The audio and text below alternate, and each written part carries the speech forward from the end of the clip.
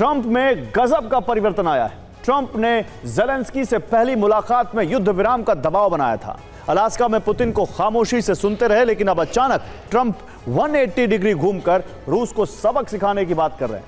Trump ने रूसी सेना को कागज का शेर तक कह दिया है और यह ऐलान कर दिया है कि यूक्रेन न सिर्फ अपने इलाके मुक्त करा सकता है, बल्कि उससे आगे भी जा सकता है, यानी रूसी इलाकों पर कब्जा भी कर सकता है। ट्रंप ने ज़ेलेंस्की को हौसले से भर दिया है तो वही पुतिन को चेतावनी दे दी है। अब माना जा रहा है कि युद्ध के फाइनल और विध्वंसक फेज की शुरुआत होने वाली है।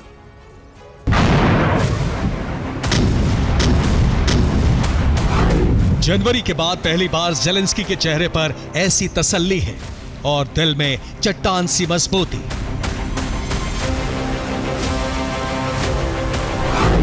साढ़े 3 साल के इस युद्ध में जीत की ऐसी उम्मीद शायद ही पहले जगी हो। रूस से मुकाबले के दौरान ऐसा हौसला शायद ही पहले कभी मिला था। ट्रंप ने ज़ेलेंस्की को बहादुर आदमी कहा है, यूक्रेन की लड़ाई को सम्मानजनक कहा है।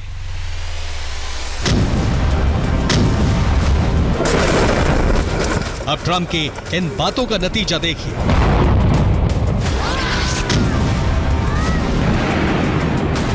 राष्ट्रपति ज़ेलेंस्की को ट्रंप ने क्या क्या कहा, इसकी जानकारी यूक्रेन पहुंची तो सेना का हौसला दुगुना तिगुना हो गया।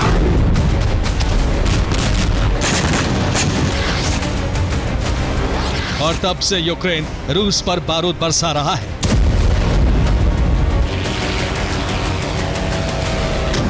ट्रंप ने जता दिया है कि रूस को अब बारूद के साथ कई मुसीबतों का सामना भी करना पड़ेगा।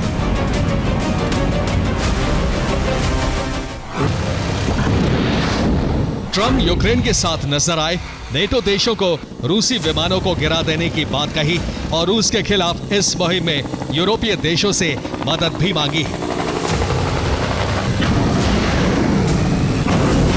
ट्रंप ने कहा है कि यूरोप को भी रूस से गैस और हर तरह का व्यापार रोकना होगा।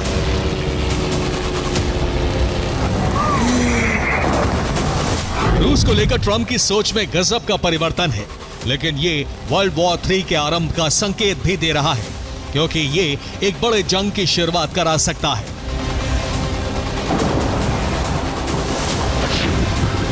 यूक्रेन पर ताबड़तोड़ प्रहार के बीच ट्रंप को अलास्का की बैठक भी याद है और पुतिन का खुद को महाशक्तिशाली दिखाने वाला अंदाज भी।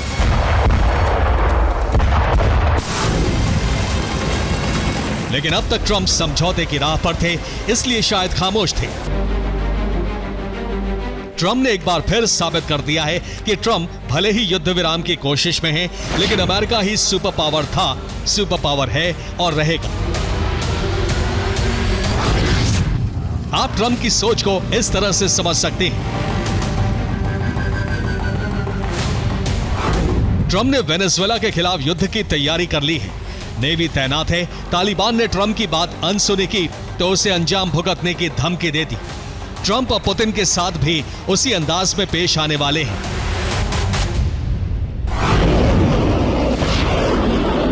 न्यूयॉर्क में ट्रंप के बदले अंदाज में कहे गए कुछ शब्दों ने चंद मिनटों में नेटो की एकता, यूरोप की ताकत को दर्शाया है, तो वहीं यूक्रेन की जीत का ऐलान भी इन शब्दों में है।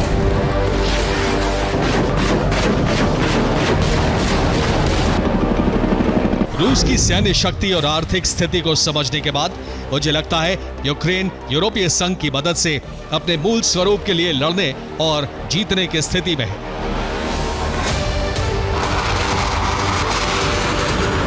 ट्रंप ने अभी से यूक्रेन की जीत का भरोसा जताया है। समझ लीजिए कि यूक्रेन को अब हर तरह की मदद मिलेगी, वो चाहे यूरोप से हो या अमेरिका से, और यही ट्रंप के हृदय परिवर्तन का सबसे बड़ा असर भविष्य में दिखने वाला है।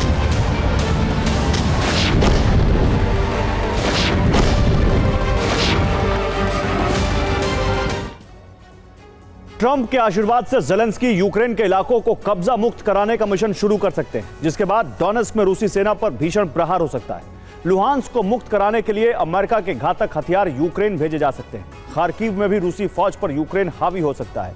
सूमी को कब्जा मुक्त कराने के साथ यूक्रेनी फौज यहां से आगे कुर्स्क की तरफ बढ़ सकती है। खरसोन के कुछ इलाकों पर भी कब्जा है। निप्रो किनारे भीषण जंग छिड़ सकती है। ज़ापोरिजिया तो सबसे अहम है, यहां यूरोपीय देश पूरी ताकत से हमला करवा सकते हैं। ट्रंप में बदलाव के बाद यूक्रेन को क्या फायदे हो सकते हैं, यह समझिए। पहला तो यह कि अब अमेरिका खुलकर यूक्रेन की मदद करेगा। अमेरिका से खुफिया जानकारी देने की रफ्तार तेज हो जाएगी, जिससे रूसी सेना पर सटीक प्रहार होंगे।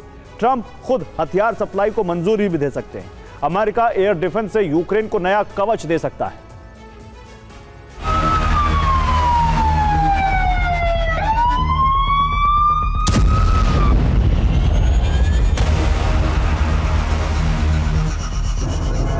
यूक्रेन ट्रंप के आशीर्वाद से अपना रिकैप्चर प्लान शुरू कर सकता है।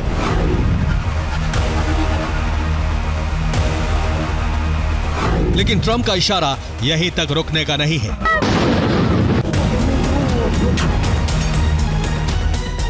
ट्रंप ने ज़ेलेंस्की को जीत की पताका रूस के भीतर तक फहराने की इजाजत दे दी है। ट्रंप ने भरोसा जताया है कि यूक्रेन अपने देश को उसके मूल स्वरूप में वापस लाने में सक्षम होगा, और कौन जानता है, शायद उससे भी आगे बढ़ जाएगा। जिस पुतिन के सम्मान में ट्रंप ने रेड कारपेट बिछवाया था, बम्पर से सलामी दिलवाई थी और गर्मजोशी से स्वागत किया था, अब वही ट्रंप रूस की सेना को कागज का शेर कह रहे हैं।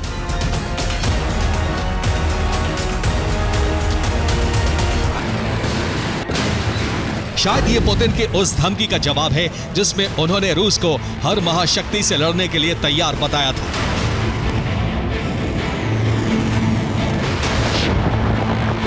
ट्रंप का ये हृदय परिवर्तन ज़ेलेंस्की के लिए संजीवनी से कम नहीं है, क्योंकि जब भी यूक्रेन के मूल स्वरूप की बात आती है, तब क्रीमिया का जिक्र भी आता है। क्या अब ट्रंप क्रीमिया के नाम पर पुतिन को झुकाने का प्लान शुरू कर सकते हैं?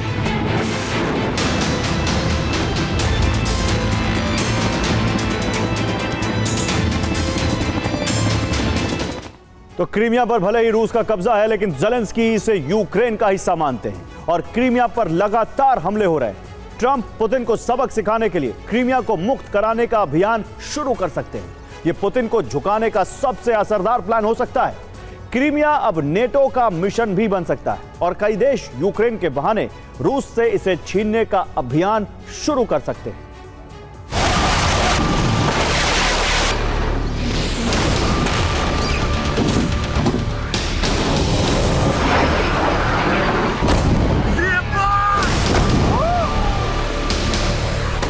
ट्रंप ने ज़ेलेंस्की को जीत का आशीर्वाद तो दे दिया है, लेकिन क्या सिर्फ प्रेशर के लिए है या फिर वाकई ऐसा होने वाला है?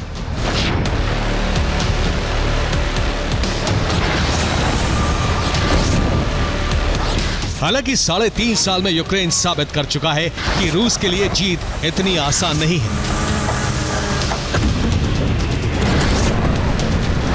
अब अगर अमेरिका और नेटो की मदद से यूक्रेन भीषण युद्ध की शुरुआत करता है तो भारी तबाही आ सकती है।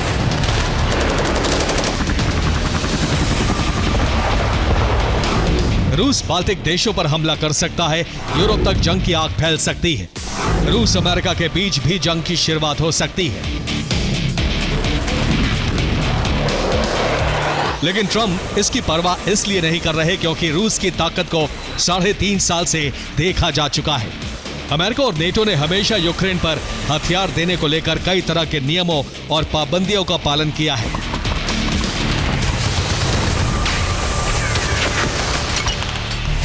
लेकिन पुतिन यूरोप और अमेरिका के साथ जिस हद तक रिश्ते बिगाड़ चुके हैं, उसके बाद माना जा रहा है कि अब रूस को झुकाने का रण आरंभ होने वाला है।